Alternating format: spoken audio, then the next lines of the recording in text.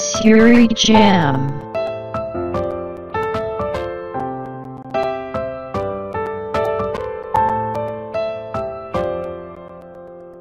Er was niemand die me kende zoals jij. Vanaf de eerste dagen waren wij feit. Niemand die het wist van jou en mij. Achteraf gezien was dat de leukste tijd. Maar de ruzies en verhalen kwamen vaker. Ik vroeg mezelf af, voor ik dit maar laten. In mijn hoofd struggelde ik met al die vragen, omdat ik niet over gevoelens kon praten. Ik kan het nu nog niet geloven, dat alles zo is afgelopen. Ik ben voorgoed gestopt met hopen, want alles wat we deelden is nu echt verloren. Het is niet alleen jouw schuld, dat weet ik. Het zijn niet alleen de fouten die we niet vergeten. Maar toch heb ik mijn best gedaan. Dan moeten wij iedere kant op gaan.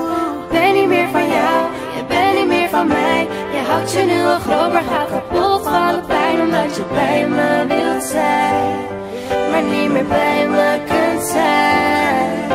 En is dit dan het eind van een hele rotte tijd?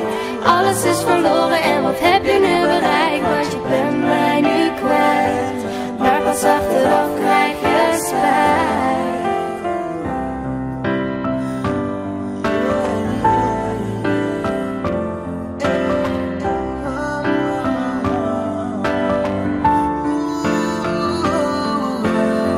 Ik loop nu vaker in mijn eentje over straat.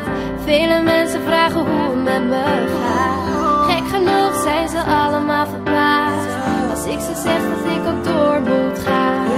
Zoveel kansen gekregen in mijn leven, zoveel gemist omdat ik dacht aan ons tweeën. Was nooit van plan om een spel met je te spelen, maar achteraf heb jij dat tegendeel bewezen.